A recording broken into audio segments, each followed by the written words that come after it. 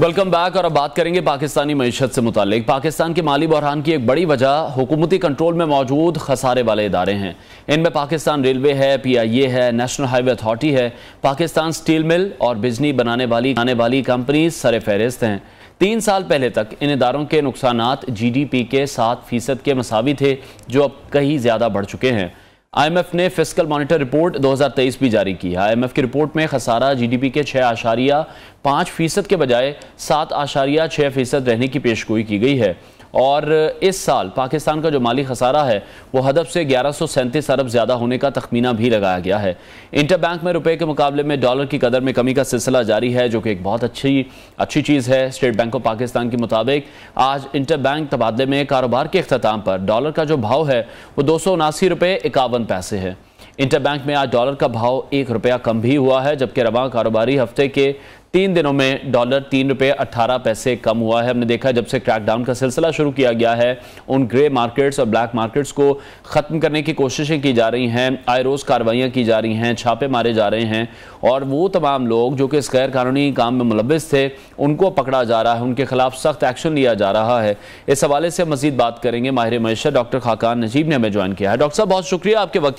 सबसे पहले वही बात करना चाहूँगा जो मैंने शुरू में की कि जितने भी हमारे हुकूमती इदारे हैं वहाँ पर हम नाहली देखते हैं, करप्शन देखते हैं, जिसकी वजह से वो तमाम इदारे जिन्होंने इस मुल्क को पांव पर खड़ा करना था, वही तमाम इदारे इस वक्त इस तरह के लॉस में हैं जिसको किसी भी तरह से कोई भी हुकूमत कंट्रोल नहीं कर पा रही। तो अब जो निजकारी का अमल है, आप समझते हैं कि अब तो फिर बिल्कुल जरूरी हो चुका है?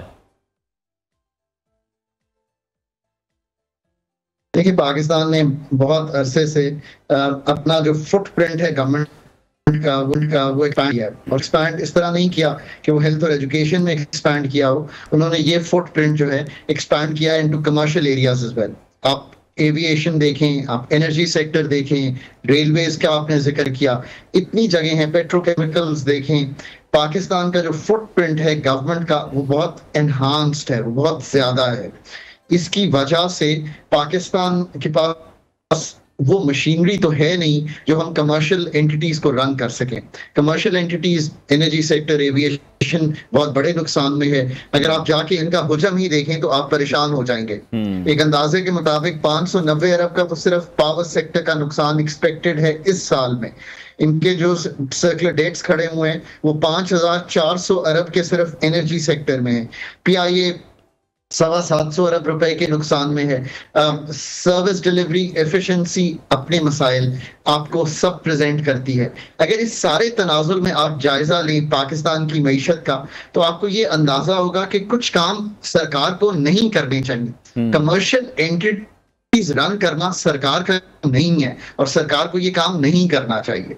सरकार को एजुकेशन, हेल्थ जरूर करना चाहिए, मे बी उसके पैसे देने चाहिए, उसको भी डायरेक्टली रन नहीं करना चाहिए। बट जहां तक डिफेंस, फॉरेन अफेयर्स, बजटिंग, ये काम सरकार के करने के हैं। पॉलिसी बनाना सरकार का काम है।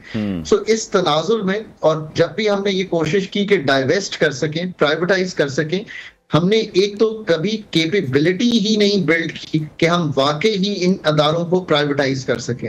ये सबसे ज्यादा इंपॉर्टेंट पॉइंट है ना। हम हर दफा पॉलिटिकल विल को बड़ी आसानी से ब्लेम कर देते हैं कि जी पॉलिटिकल विल नहीं थी ये काम करने की। ये बात हो सकता है दुरुस्त हो, but technical capability to undertake complex privatisations, और प्राइवेटाइजेशन का सिर्फ मतलब ये नहीं होता कि आप जाके अदारे बेच दें। That is not privatisation. मेरा ख्याल है ये भी पाकिस्तान में लोग समझ नहीं सकते। प्राइवेटाइजेशन करने के कई तरीके हैं। प्राइवेटाइजेशन जो है वो डाइवेस्टमेंट ऑफ शेयर से भी हो सकती है, आप स्टॉक मार्केट पे बेच सकते हैं। बहुत से इदारे हमारे ऐसे हैं, मैं नाम भी लूंगा, स्टील मिल के हवाले से या PIA के हवाले से कहा जाता है कि अब उनका निजकारी का अमल भी नहीं हो सकता और उन्हें चलाया जाना भी नामुमकिन ही है। आई थिंक स्टील मिल जो है उसकी तो बड़ी वजह यह है कि ना जमीन उनके नाम पे है, जमीन उनको स्पेशल पर्पस के लिए दी गई थी। जो इस वक्त उन पे लाइबिलिटीज हैं वो 200-250 अरब की हैं। जो मशीनरी है वो बहुत पुरानी है, बहुत बड़ी इन्वेस्टमेंट चाहिए, और शायद फॉरेन इंटरेस्ट जो उसमें आया था पहले, शायद 3-4 पार्टीज ने इंटरेस्ट शो किया था, अब वो पार्टीज भी शायद विड्रॉ कर गई हैं। सो ऑब्वियसली अगर करना भी है तो इसको क्लीन अप करके एक नया प्रोसेस शुरू करना पड़ेगा। हर इदारे में बहुत बड़ा पहले फाइनेंशियल रिस्ट्रक्चरिंग होगी, ह्यूमन रिस्ट्रक्चरिंग होगी, उसकी जो सब्सिडरीज हैं वो अलहदा होंगी। ये एक पहले अमल है जो प्राइवेटाइजेशन कमीशन को करना है, चाहे वो एफए के थ्रू, फाइनेंशियल एडवाइजर के थ्रू करें, चाहे खुद करें, और बहुत एम्पावर्ड है। लेकिन डॉक्टर साहब, रीस्ट्रक्चरिंग करने के अगर हम काबिल होते तो फिर तो शायद हम उन इदारों को हम रन भी कर लेते।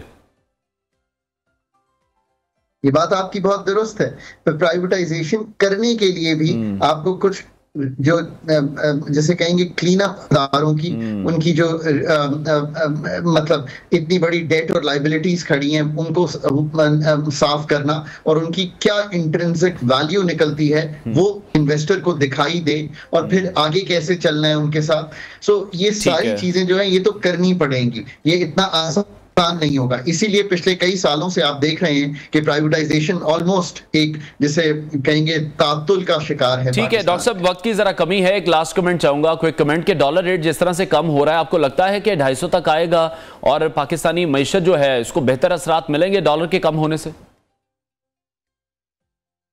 देखिए, याद रखिए कि डॉलर के रेट पे कोई भी स्मार्ट पॉलिसी मेकर जो है वो कमेंट नहीं करता, पर डायरेक्शनली अगर आपने अपने रुपए को मुस्तहकम करना है तो शॉर्ट रन में आपने इंश्योर करना है कि ये एडमिनिस्ट्रेटिव मेजर्स जो हैं ये ऑनगोइंग रहें, पाकिस्तान के पॉलिसी मेजर्स साथ लें। इसका मतलब है जो डॉलर्स आने हैं उनको इंश्योर करें और फिर पाकिस्तान के स्ट्रक्चरल काम करें, तो आपको अपने रुपए को वैसे ही इस्तेहकाम। बहुत शुक्रिया माहिर मईशत डॉक्टर खाकान नजीब, हमारा कन्वर्सेशन थे। नाजरीन, ब्रेक लेते हैं, हेडलाइंस के बाद आपको दोबारा ज्वाइन करेंगे, साथ रहिए।